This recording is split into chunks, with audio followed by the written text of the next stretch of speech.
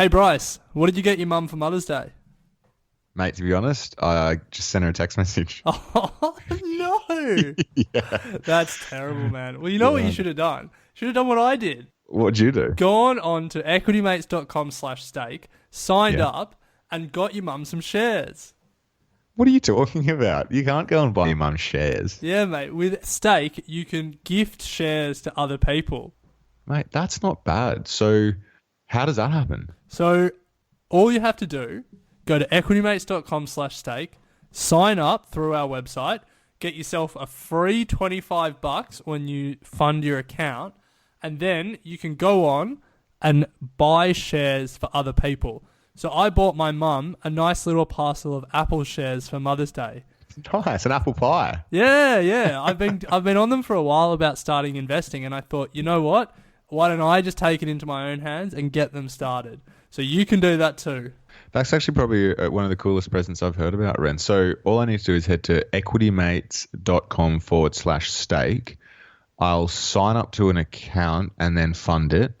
And then they're going to give me free brokerage on any transaction in the US and $25 into my account.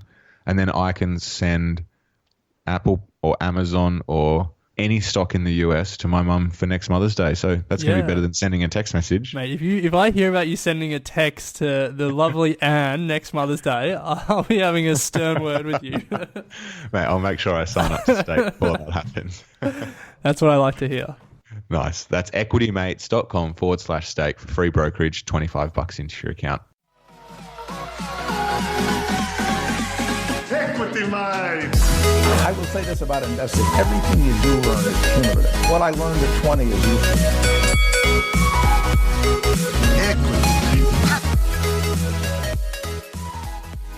Welcome to another episode of Equity Mates. We break down the world of investing from beginning to dividend so that you can hopefully make some returns. My name is Bryce, and as always, I'm joined by the very switched on, smart man, young fellow, Alec Renahan. How are you going, bro? I'm very good, Bryce. You're a very intelligent young fellow yourself. Good to be back. And we're on a journey at the moment of thinking like Warren Buffett. And I'm hoping that by the end of this episode, you and I, both channeling Warren Buffett very strongly, are well on our way to a multi-billion-dollar fortune similar to him when he was our age. I think I would be the Buffett and you would be the Munger in this situation. I mean, I'm not going to say no to that scenario, so let's lock it in. So, this is the third part of our 9 questions from Buffettology series. yes, Yeah, a book that you're reading and that I've read. correct. Yeah, Buffettology by Mary Buffett, Warren's daughter-in-law. And she goes in to explain some techniques that made Warren Buffett a world-famous investor. And as we just said last episode, if not the world-famous, arguably the world-famous, most world-famous. Anyway, so so Ren, just briefly, I'll jump over. So 2 episodes ago, we answered the first 4 questions. And the first one was, does the business have an identifiable consumer monopoly? Are the earnings of the company strong and showing an upward trend? Is the company conservatively financed? And does the business consistently earn high rate of return on shareholders' equity? So in those 4 questions, what Warren was trying to get an understanding of the power of the brand and the power of the commitment from customers, I guess, and were they reluctant to change brands? And he was also looking at the strength of and consistency of the earnings that these companies make and if they are giving a return to their shareholders. So we answered those 4 questions. Definitely head back and listen to them because these are all questions that you guys can answer yourselves as well. There's nothing fancy about them, and Ren and I haven't spent hours and hours researching these. All the information is publicly available, and it's a great place to start if you have a company in mind. Definitely go back and start at the episode we discuss those 4 questions. Then last episode, Ren, we jumped into part 2 and looked at the way that the companies retain their earnings. And as we mentioned, Buffett loves compounding and the concept of it. And he says that it's a way that you can become really rich. And so we looked at number 5 was, does the business get to retain its earnings? So does the business get to put all of its earnings back into the company and keep compounding and growing on those earnings, or do the earnings get paid out in a high percentage of dividends, which he regards as not the best way to sort of use the earnings that the company generates. And then number 6 was, how much does the business spend on maintaining current operations? So looked at how much the business needs to spend on its day-to-day functioning. Does it need to continuously buy equipment? Does it need to continuously spend capital to keep the business chugging along? Or, is it a reasonably lean business and can make a lot of money without spending too much money in the process? So Ren, you chose ResMed. Yep. And it's a medical device manufacturer that started in Australia and now based in America that creates sleeping devices for people with sleep apnea. Nice one. And I went on the other side of the fence and chose a commodity-based company called Boral Limited, BDL, that specializes in construction materials and building at an international scale. Concrete, cement, plasterboards, roof tiles, that sort of stuff. And since discussing 2 episodes ago, they've decided to sell part of their business in the US in concrete and quarries. So that's going to be an interesting discussion point in a few seconds. Nice one. Can't wait. Yeah, me too. You. So this episode, we're going to wrap these 9 questions up. Ren, we're going to do 7, 8, and 9. Yep. And then we'll just give a quick summary of all 9, and I guess give an end score for the businesses that we've chosen, and whether or not A, we think we have thought like Warren Buffett, and B, if Warren would choose the companies that we've picked. So let's kick off. So number 7, is the company free to invest retained earnings in new business opportunities or expansion of operations or share repurchases? And how good a job does the management do at this? So this is a 2-part question, I think, Ren, and happy to take your thoughts on this. But the first part of the question is, with the earnings that they get, if they are able to retain those earnings, what do they do with it? And then also, is the management of good quality and in a position to be able to do this? Are they good capital allocators, as Buffett would say, I assume? Yep. So I'll answer for ResMed to start with. Sure. Yep. So the first part, to recap, ResMed in the last financial year had about $2 billion in revenue. Its gross profit on that was about $1.2 billion. What it did with that remaining money, it invested about $144 million in R&D. So developing new sort of sleep apnea technology devices, stuff like that. It bought back shares, and then it has also been paying a quarterly dividend. Since 2014, it's had $1.5 billion in share buybacks, so it is buying back its shares pretty aggressively. In terms of the second part of the question, how good a job does management do at this? I would kind of be guessing here, to be honest with you. Yeah. I've only been looking at the company for a little bit. It seems like they do a pretty good job. They have quite a strong balance sheet. They have a lot of cash on it. They have great profit margins. They've been buying back shares consistently since 2014. They also pay a quarterly dividend, which, Buffett might not love, but I'm sure the investors aren't complaining too much. It invests, $150 million a year in R&D. So I think from what I can read on paper, it looks like they're managing their capital pretty well. Nice. So score out of 10, what would you give it? I don't know, 8.5. Yeah, nice. Okay. And I would say, Boral, the company that I chose, is similar. So they had retained earnings of about 1.15 billion. They also pay a dividend, 27 cents. So they don't retain all of it. But in terms of expansion of operations, that's where they decided to deploy their capital in 2017. And they bought a US building materials firm called Headwaters International for $3.5 billion in 2017. So significant purchase. And I'm thinking perhaps that's partly why they've sold off this other concrete quarries and concrete business in the States for $45 million, maybe partly to help fund this deal. And this is probably an acquisition that is more in line with their strategy going forward. But yeah, they've spent $3.5 billion on expanding operations. And in terms of the other parts of the question, as similar to you, Ren, they did a share purchase buyback, which is where the company buys back a proportion of its own shares. They did that back in 2015. Unless I'm wrong, I don't think they've done one since. They did a share purchase buyback of $236 million. But since then, I haven't been able to find any info that says they have done likewise. Buffett does really like share buybacks. He thinks it's a sign that the company is very confident in themselves and the direction that they're going. So that's just something to keep in mind when you do see companies saying that they're going to do a buyback. It's probably worth pointing out here. So he recently put another $75 million into Apple on top of what he already owned. And he was asked at the shareholder meeting, the Berkshire Hathaway shareholder meeting, what he thought about Apple, because Apple had announced another $100 billion share buyback.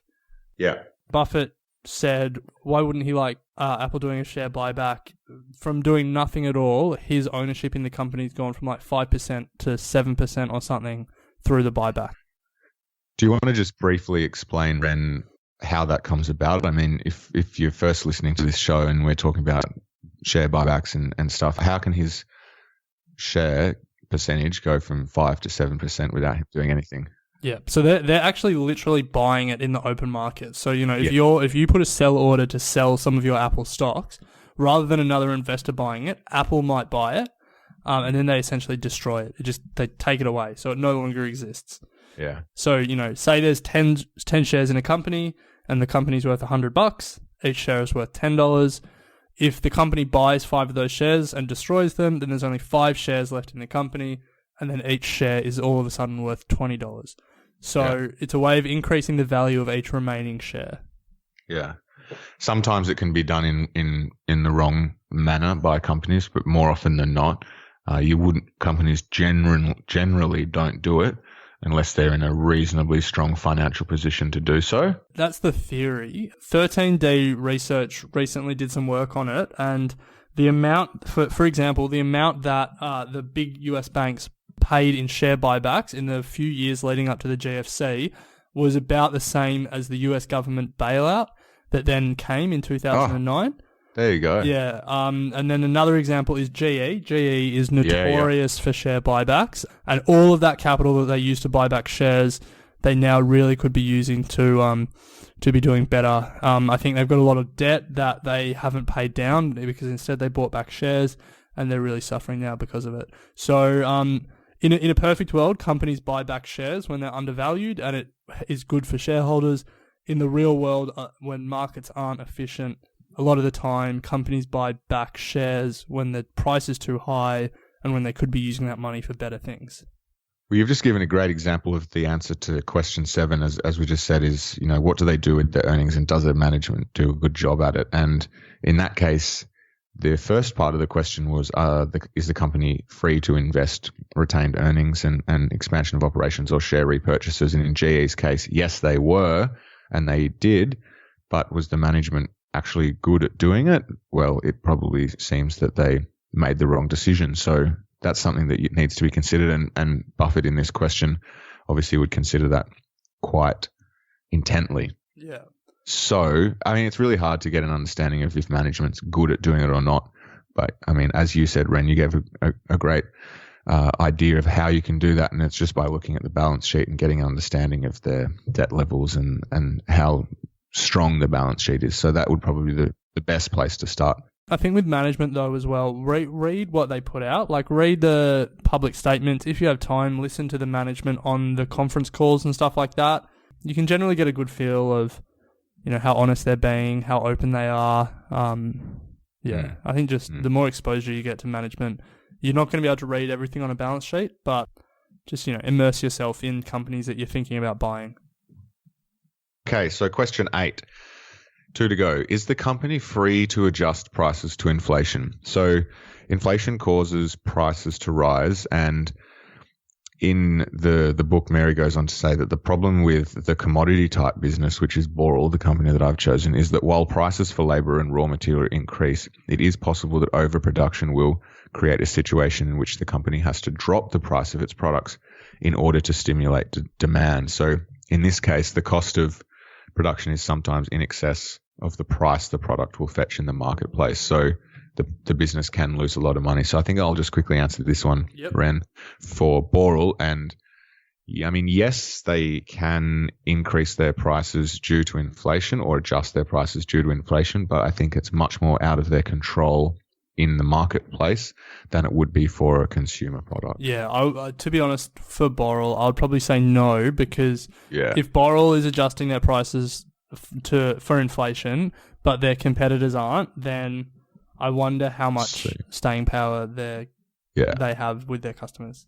And as you said, rightly so, right at the beginning in the first episode, was that, you know, with a company like Boral, one of its biggest sort of advantages, or not advantages, but one of its biggest levers to pull is the price lever. And if there's a race to the bottom and inflation's going up, then, well, it's tough call. So I'll also answer quickly. Yeah. ResMed, in a lot of instances, yes, because they have patent protection.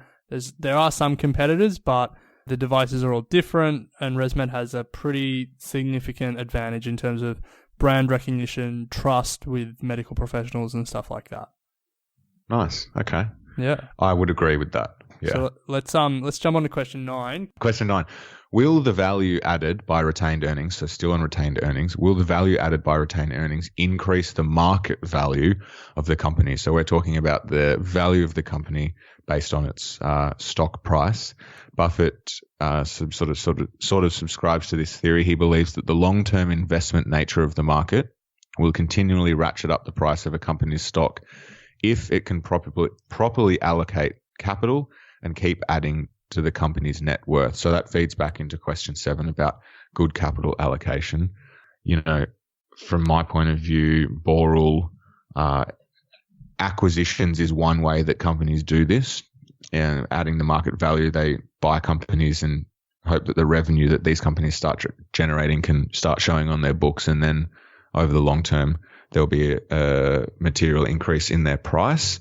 But you know, this is a tough one to answer, I think. What do you think, Ren? So for ResMed, I said this was a maybe.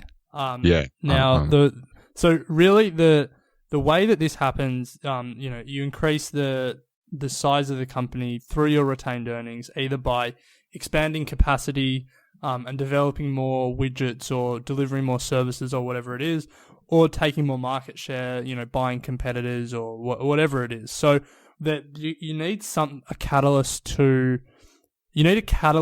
for then the market to recognize the increased value. Yeah. Which sometimes might not come for years. Yeah. For ResMed, I said maybe because, you know, they seem to be doing all the right things. They're trying to geographically expand. They're trying to expand their base in the countries they're in by increasing recognition for the disease. They're putting money into R&D. The issue is, though, if their patents expire or if their competitors, you know, through their research find better answers to these problems, then regardless of how good they are at capital management, there isn't necessarily a path to increasing their value over time.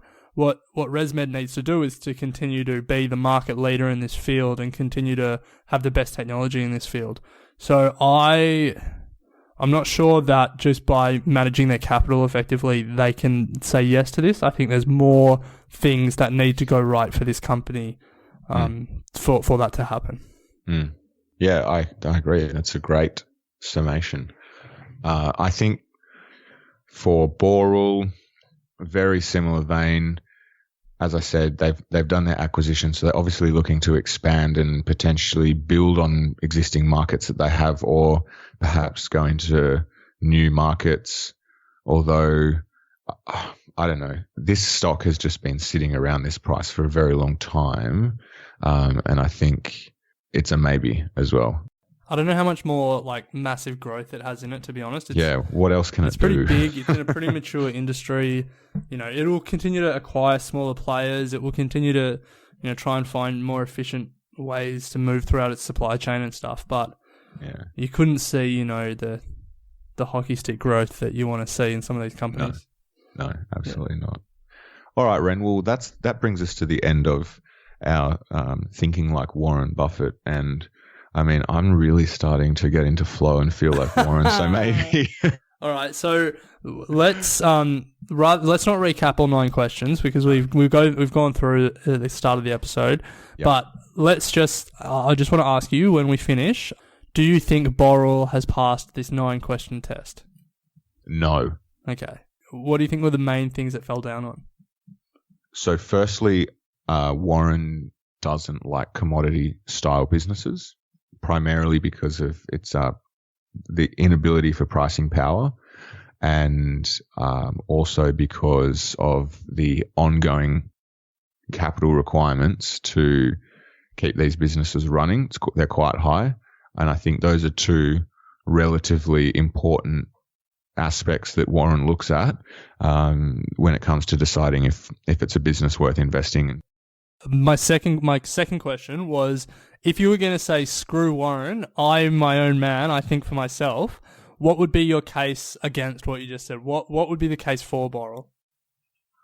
The case for Boral, well, it's a tough one because now now that I'm thinking like Warren, I can't get out of my head some of his benchmarks. He's got me, yeah. So, I mean, if I was to answer these questions without knowing what his benchmarks are, then I would say they have, it stacks up reasonably well against, there's reasonable growth in earnings. They have a reasonable profit percentage. Operating margin's not too bad. However, as a sort of what is the true potential? What could I put my money in elsewhere and get probably better returns? Then I think that's what would bring me down to probably not buy Boral as an individual investor. Although it's one of those stocks that is often spoken about, so I'm sure it requires a bit more energy and effort into digging a bit deeper. It's something that it's an industry that I also really don't know a lot about at this stage. So I probably couldn't talk my way out of saying no. Fair enough. Yeah. Nice one. I'll ask you the same then, Ren. So has ResMed passed the Buffett test? And then second part to the question is, if Buffett wasn't here and you weren't vibing him. Wait, is Buffett here? Oh, yeah. Sorry, he's in the room. He's our special guest. And would you buy it if you were your own man? So ResMed has just not passed the test. I think it's obviously has strong earnings growth. It makes a lot of money. It is market leader in its field.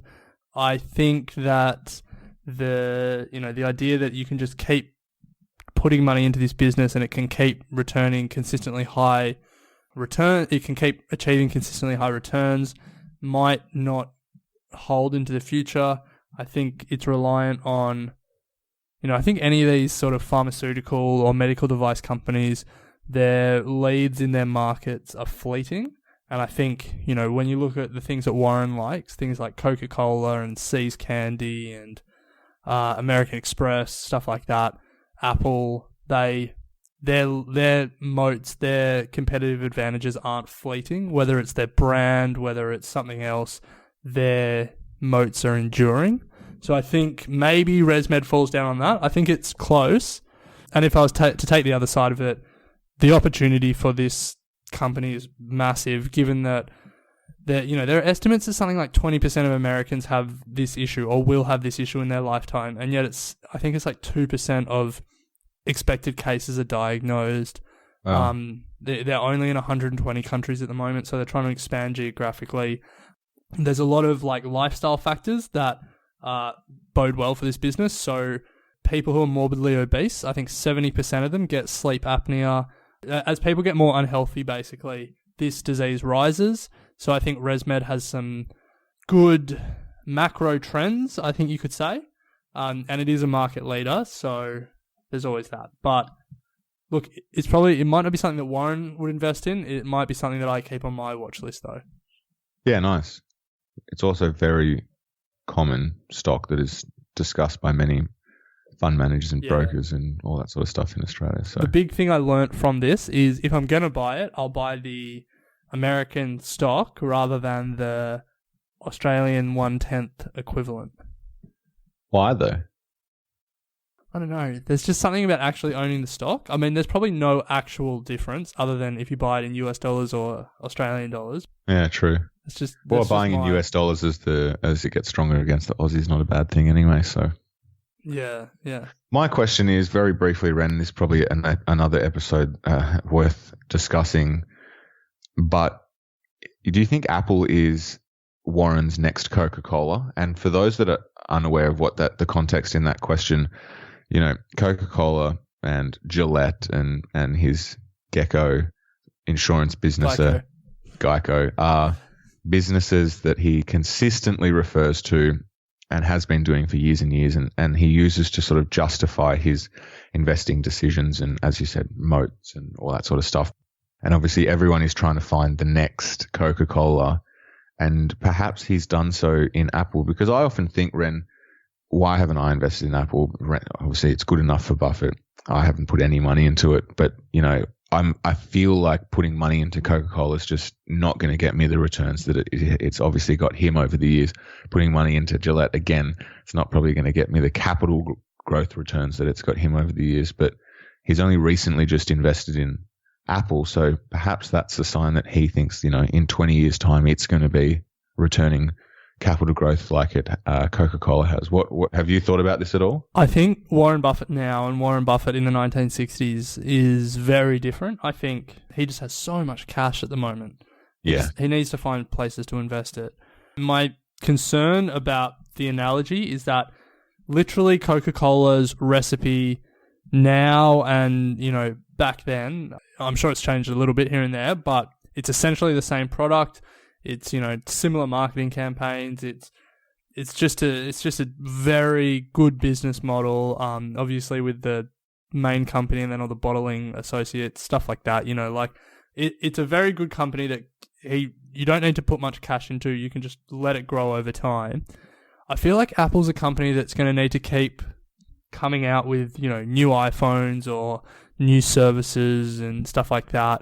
I was thinking about this though, like that's what everyone always says, oh, you know, the next iPhone better be bloody good or whatever. But like they haven't really changed what their product has been since, you know, releasing the new iPhone, and they're still almost going to hit $1 trillion. So I don't know, maybe Buffett's saying something that we're not in terms of it's a consumer monopoly. You know what I mean? I'm sure he's saying a lot that we don't say.